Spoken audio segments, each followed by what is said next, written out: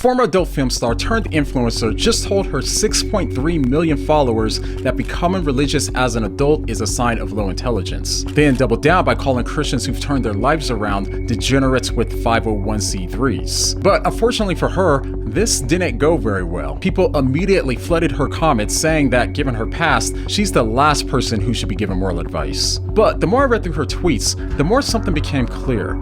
She's pushing away the very thing that she's searching for, and all of this goes far deeper than I would have thought. So let's talk about it. So all of this started with her tweet saying, becoming hyper-religious in adulthood is a sign of low intelligence, not enlightenment. And after receiving a lot of backlash, she followed up with a clarification. There's nothing I find more beautiful than religion and people who have the discipline to live their life by it ethically and responsibly. But the rising voices of censored boys turned pastors and club rats turned women of God selling a far-right image, y'all, they're degenerates with 501c3s. Come on. Now, to her credit, she did say hyper-religious and not just religious, but that doesn't take away from a massive problem. She's mocking people for this while essentially doing the very same thing. You see, Mia has worked hard to rebrand herself, first as a social media influencer and even a sports commentator. She clearly wants to move on from her past, so much so that she gets incredibly upset when people refer to her by who she used to be. Now, it's not every day you get to have someone on who is an avid sports fan who was also at one point in time the #1 ranked adult film star on Pornhub. Now, I think she's channeled that into an enthusiasm for sports where she speaks with a lot of passion and a lot of knowledge. Like, do I have that right so far, Mia? First of all, I was in the adult industry for 3 months, so you need to fact check before you ask me to call into your shit radio station. Goodbye. We weren't supposed to mention that she was ever in porn?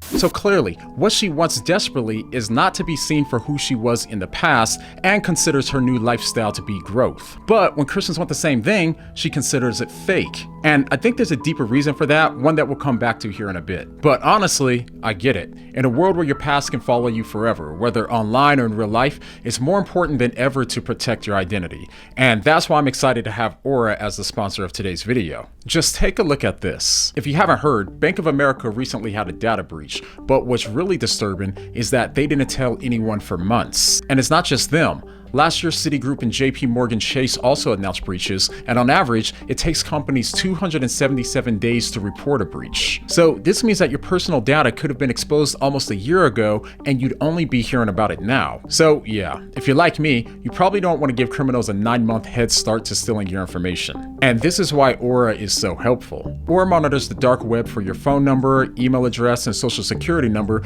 and will quickly let you know if someone is trying to use your information to open an account. And even better, if something ever does happen, they'll cover you with up to $5 million in identity theft insurance. Not to mention, the app also comes with a bunch of other safety features as well. So if you go to my link, aura.com/whatdoyoumeme, you can try it for free for 14 days, and that'll be enough time for Aura to find out if any of your personal data is exposed, so you can learn about it before one of these companies are forced to notify you. So go to aura.com/whatdoyoumeme, or you can click the link down below to get 2 weeks for free. All right, now back to the video. So we left off with pointing out how Mia is attempting to do the same thing that she's shaming Christians for. And next, she decides to dial things up a bit. She goes on to say that hyperreligion is an escape and oftentimes an excuse. And when someone who's already in a weakened mental state turns to religion, they put their energy into that rather than actual problem solving and healing. And she follows up to that tweet by saying, when someone requires a life-saving surgical procedure and the person they accredit and thank after is God rather than the medical staff. So yeah, her view seems pretty clear.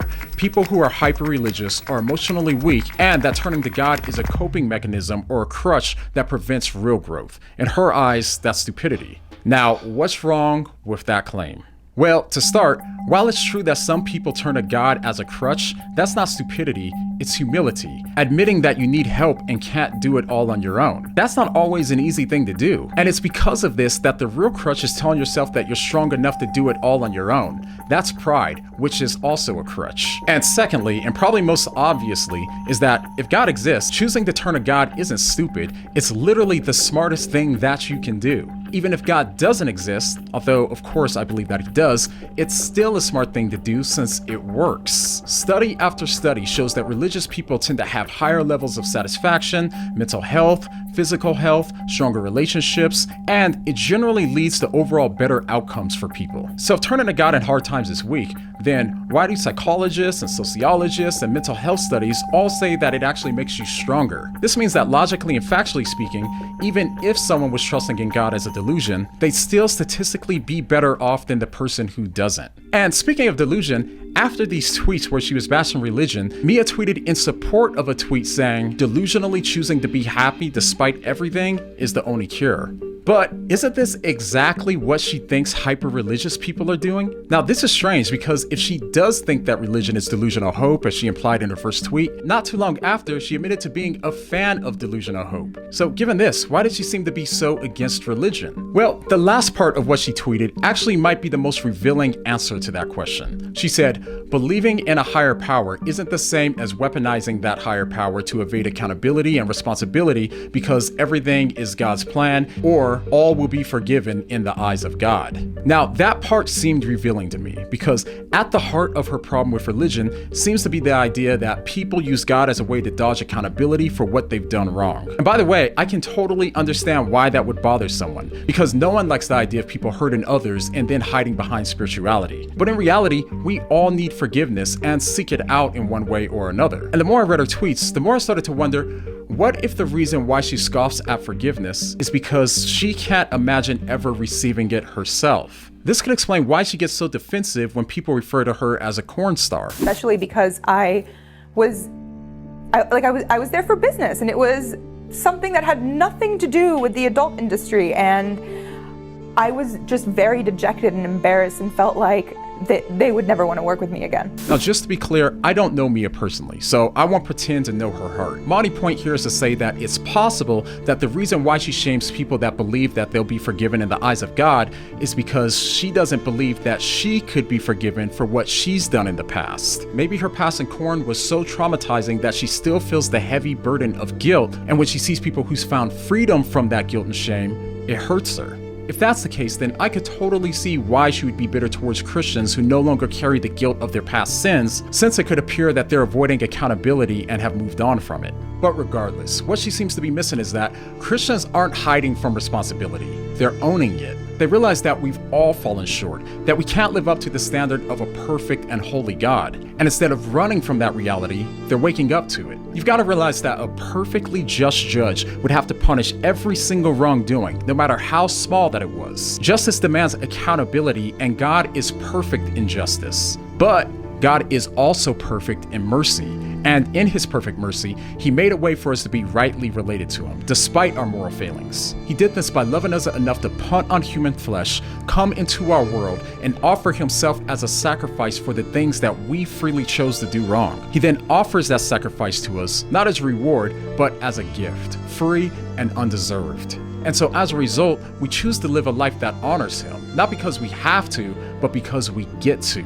Not out of obligation, but out of love and thankfulness for everything that he's done for us. So pray for Mia and have compassion on her, because none of us are saved because we're any better than her. We're only saved because of God's matchless grace. And in the end, accepting God's free gift of salvation isn't rebranding, it's rebirth. And if I'm right that Mia is still carrying shame from her past around, then Christianity is exactly what Mia needs. Not only because it leads to joy and psychological healing, but because it's also true. And if you're wondering how you can know that it's true and not just helpful, go ahead and hit the like button and then check out one of these videos on the screen, and I'll see you over there. All right?